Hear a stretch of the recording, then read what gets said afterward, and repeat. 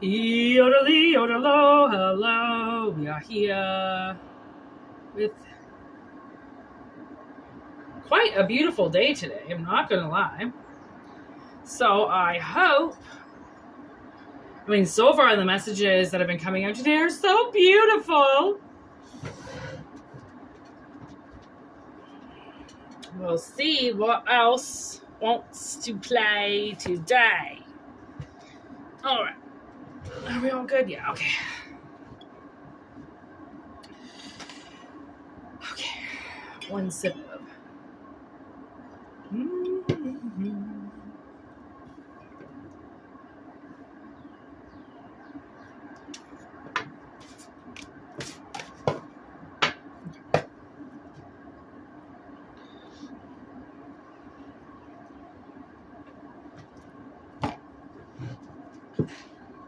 All right, always know, take what resonates, leave what doesn't.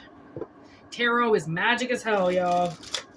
You gotta believe it to see it. Leave what doesn't resonate for other people, obviously. These are general readings, they're not personal, so might not add up with everything you think, but it's all right. Leave what you can't resonate for your life for somebody else.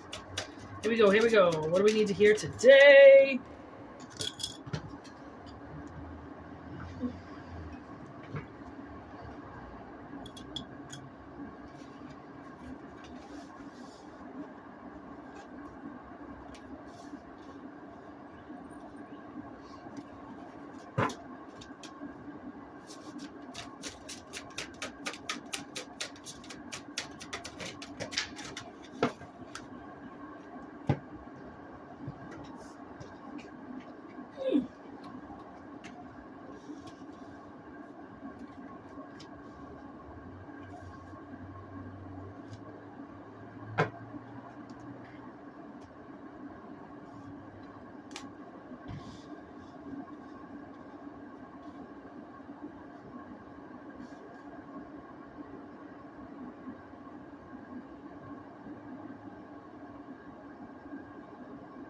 Okay, so what I'm getting is it looks like somebody is escaping a really, really bad experience, okay?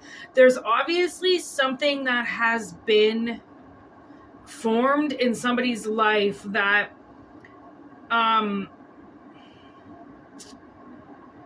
somebody didn't anticipate on. It's like the devil was introduced into somebody's life and they didn't even know he existed. They had no idea. They were like, how could you just suddenly be here in my room, right? So it's like, okay, so what I'm getting is like something along the lines of I almost think that you wouldn't have even known about it if you didn't expose yourself to an imaginary world a long time ago. So somebody was very smart as a young person.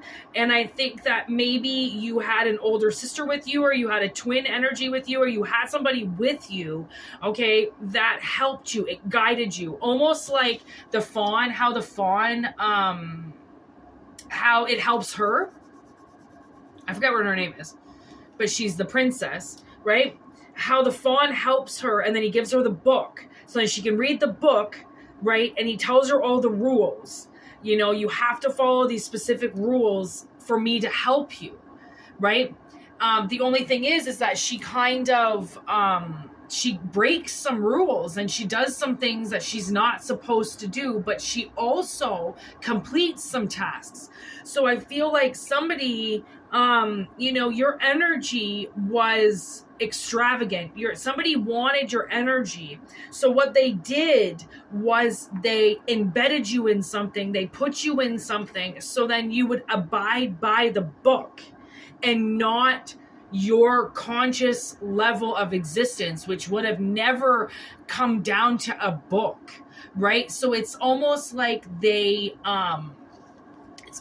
what they did was like they took they took your ability to craft something. Like, you know how her mother in Pan's Labyrinth is always telling her to get her head out of the clouds and stop reading her nonsense imaginary books and her fairy tales, and that she has to get into life, and life is not like the books, and life isn't a fairy tale, and it's awful and it's beautiful, like brutal and blah blah blah. But she believes something else, and because she believes something else comes through for her, because she knows that there's more to life than just what her mother is saying to her, right? Her mother is the one that fucked everything up. Her mother is the one that just couldn't stand to be alone anymore. Her mother is actually the one in the end that kills her, but also that delivers her to the place where she can go, where then she can now go with her family back to the underworld. Okay, so I almost feel like somebody was maybe given the wrong family in 3D, right? And that's your mother and your father they're not your actual mother and your father. They're just surrogates. You know, they just had you, but your mother and father are in like this other realm, right? And that's why you obviously have this close relative with you. You have this close sibling with you, because they knew that they weren't going to be with you. Right? And you know what's so funny is so many people over the years have been so jealous of my sister and I, and how we're together, and they think that we fight each other, and they think that we would hate each other because they hate their sister or they hate their brother. And I'm like, well, how good is your relationship with your parents? And they're like, well, fucking awesome. My parents are awesome. And then I'm like, well, then you didn't need your sibling. I needed my sibling because we didn't have parents. Our parents weren't around. They were never there. So we needed each other. People who were coddled by their parents their whole life probably hate their brothers and sisters. I mean, it makes sense. You guys constantly fought each other, and when one was bought something and one wasn't bought something, then there's the rivalry and using people's things and getting angry with each other. Like, my sister and I didn't get that option because we didn't have anybody else around but her and I. So why would we fight with each other? It's still to this day, we only have her and I. Why would we fight each other? There's nobody else around. I'm not just going to pick a fight with somebody because I want to fight. If people are picking fights with you because they want to fight, tell them they need a really good therapist and they need to get this shit out of them. Because starting fights with people is not what you do. That's not, they even, they teach you that shit in grade school. Don't pick fights. If you do, you go to the fucking office and you get suspended. You go home, you get in trouble. Right? But people, you know, when it's family involved, you know, because it's your mother or your father or your grandfather, or your grandma, or something like that, somebody really close to you, they feel entitled to your life, right? Because you're a part of the same fucking family tree. So they feel like they got to tell you something. And when they tell you something, you better fucking listen to them, because they know exactly what they're talking about. And it's so abusive, right? Like, it's so, that's like, those, obviously, that's not where you come from, right? That's why it matters how you were raised.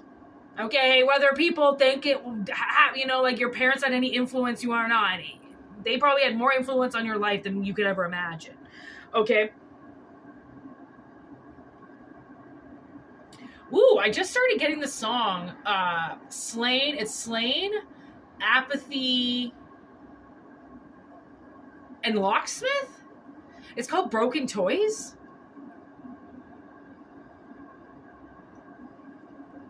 So, I mean, I don't know why that's coming in, but I do know that, like, Slain, yeah,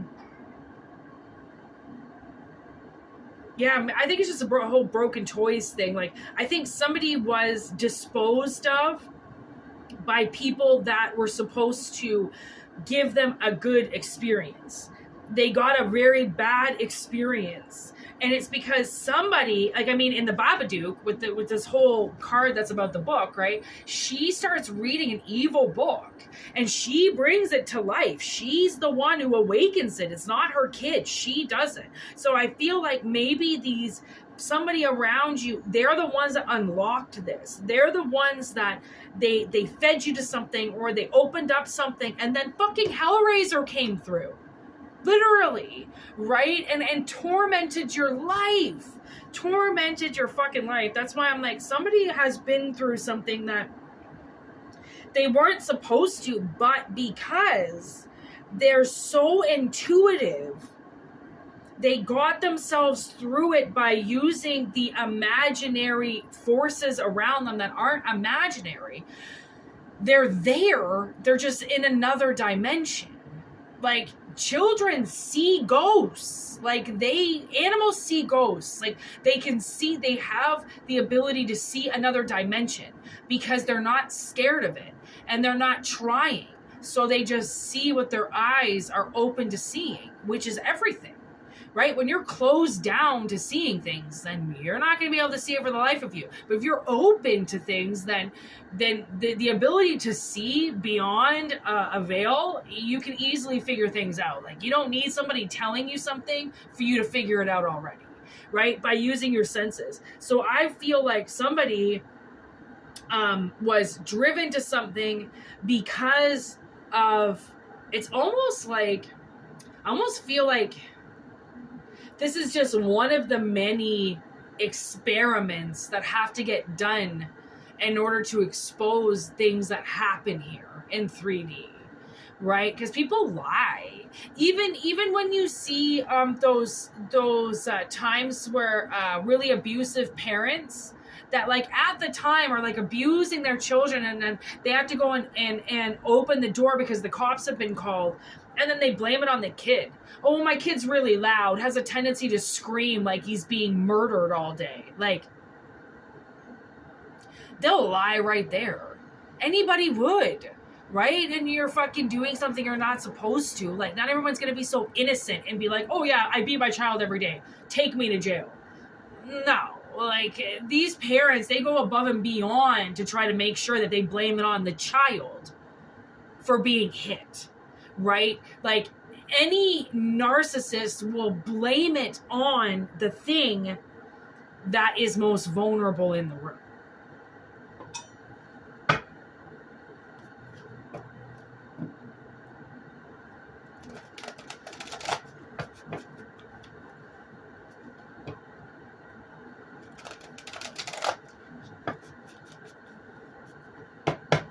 Okay. What? Oh.